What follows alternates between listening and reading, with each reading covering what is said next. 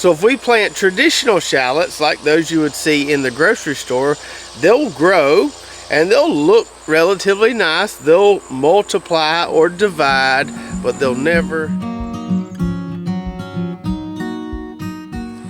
What's up, Lazy Dog fam? Hope all y'all are having a wonderful day. It is Saturday, August 2nd here in South Georgia, and today we're talking about shallots. And we're specifically going to be talking about these shallots right here and why they're different from traditional shallots, why we can actually grow these shallots down here. We can't grow other types of shallots. And since we just got finished shipping a ton of these all over the country this past week, we've been getting a ton of questions about what to do with them when you receive them, how to plant them, when to plant them. So we're going to cover that as well.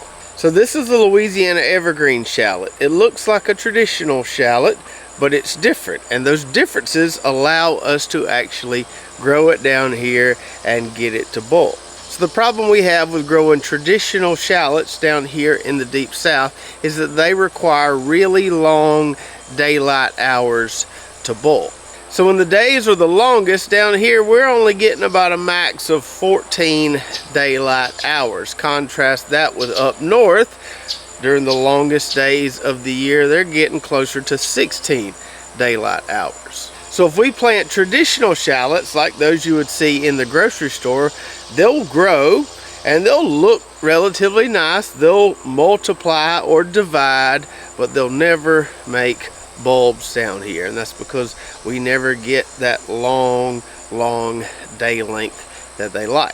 Furthermore, most traditional shallot varieties prefer cooler weather, so assuming we could get them to bulb down here, we would plant them say in November when we plant our onions. We would wait until things cool off and then plant them because they're going to enjoy that cooler weather. They're not going to really like this brutal summer heat. But as I mentioned earlier, these Louisiana evergreen shallots are different. These things don't need those long daylight hours to bulb. They'll bulb just fine down here in the deep south. And these things don't mind the heat. We can plant them right now and they'll do really well. Alright, since we've been shipping a ton of these and getting a lot of questions, let's cover what to do once you receive these, and then we'll talk about how to plant them and some planting recommendations. So we ship our shallot bulbs, our Louisiana evergreen shallot bulbs, in these little mesh bags here. Nice to have a breathable bag. You don't want these things in a Ziploc bag that's sealed up. So we use these little mesh bags, and you get at least 10 bulbs per order.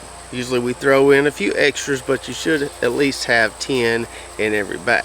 And these do vary in size. You can see this one here is a good bit bigger than this one right here. So inside your bag, you may get some big ones and you may get a few of these smaller ones here. Don't let the size of the shallot bulb fool you or sway you in any way. I promise you, planting these two side by side, one will do just as good as the other. What we usually do is we ship out the bigger ones, and I've got a tub full of ones this size right here, and those are the ones that I will actually plant. It's not to say you won't get a few of these in your bag, but don't think just because this one is smaller than this one that it won't do just as well when you put them in the ground. When we pull up a clump of these shallots, when we're harvesting them, you have some big ones in the clump, some smaller ones in the clump, and in my opinion, these are a lot easier to plant than these are, so I always save these little ones for myself. So if you order some of these from us and you get them in the mail, open up the box and just let them breathe. You really don't even have to take them out of the box. Just open up the top of the box and let them breathe. You can leave them right there. No, you don't need to put these in the fridge. They don't need to be anywhere where they're going to receive a lot of moisture. You need to just leave them dry until you get ready to plant. So you can leave them just sitting in this mesh bag inside a box inside your house. Just keep them at room temp. They'll be just fine. Keep them dry until you're ready to plant. Now, because these things were harvested just about three and a half weeks ago, they should be fine for a while, as long as you keep them dry. If you notice them starting to form some green sprouts there, you might want to go ahead and get them in the ground. Just keep an eye on them, keep them dry. Now, important to note here, you don't have to wait to plant these. You can plant them as soon as you get them in the mail. I'm going to plant some later today, even though it's still 95 degrees outside. I planted last year in late July. They do just fine if you plant them right now. You don't have to wait until it cools off to plant them. You can go ahead and plant them now. Now, if you're waiting to get your garden spot ready, or maybe putting together a new bed just for these Louisiana evergreen shallots, of course you've got some time, but just wanted to let everybody know, yes, you can plant them right away. If you live up north, you might want to get them planted sooner than later. They can take a decent amount of cold weather, but you know, probably want to go ahead and get them planted, let them establish, get some nice foliage on them before that real cold weather arrives. And the great thing about these shallots is that you can move them easily at any point during the grow out. So let's say you eventually want to put these in your in-ground garden or in a raised bed, but all that space is occupied right now. You can plant these in a pot, indoors, in your greenhouse, sitting on your patio. Let them get up and going. They'll start multiplying pretty quick. And then when you get your in-ground spot ready or your raised bed ready, you can pull them up, you can split them apart, and you can replant them. You can move them around all you want. Yes, there'll be a little bit of shock when you replant them. May take them about a week or so to start growing again, but these things are tough as nails. You can pick them up, move them whenever you want. Now, because we sell these in bags of 10 bulbs, I'm going to assume that most people aren't putting these in their in-ground garden. And the reason we sell such small bags is because we're always limited on these things, and we want as many people as possible to get to try them. So I'm going to assume most everybody growing these for the first time is either putting them in a pot or a raised bed. So let's talk about how to plant these on that kind of scale. Now, if you're growing these for the first time and you look at these little bulbs, you may be thinking, oh, those are small. I can pack these things in this little pot pretty tight. And you could, but one thing you have to consider here is that these things will be in the ground for quite a while. They won't bulb again until next summer, and they'll just keep multiplying and multiplying and multiplying as they grow. So even though you put one little bulb in the ground, by the time, you know, next spring rolls around, you're going to have a huge plant that's going to easily take up 1 square foot of space. So let's use this tree pot tray here as an example. If I were planting shallots in here and I wasn't going to move them, I was just going to leave them in here all the way until next July, I would probably put maybe 4 or 5 bulbs maximum in this thing right here. I would definitely not try to put all 10 bulbs in this right here. And I could probably, if I fed them really well, just put 1 bulb in the center of this, and come next July, this tray be pretty full. So I guess what I'm trying to say here is don't try to overcrowd these things, because they will get bigger than you think over time. Let's say you've got an entire 4x6 raised bed that you can dedicate to these things all the way until next July when they're ready to harvest. I would take these 10 or 11 bulbs, however many bulbs you get in your bag, and I would just spread them out equally over that entire 4x6 raised bed. And you'd be surprised over time just how much foliage you develop there, and it will quickly cover that entire bed, just this little bag of bulbs here. But like I said earlier, if you've already planted these and now you're thinking, oh man, maybe I planted mine too close, don't worry about it. It will be just fine. You know, once these things get up and going, once they start multiplying, you can always pull up that clump, tease apart those plants, divide them out, and give them more space somewhere else in your garden. So make sure you give them plenty of room. Now let's talk about some basic plant needs for these shallots. So before you stick them in the ground, in your pot, in your raised bed, or maybe even your in-ground plot, not a bad idea to put down some kind of balanced pre-plant fertilizer. We use this Coop Grow here, something with relatively equal numbers here as far as the N, P, and K goes. Put some of that down before you plant.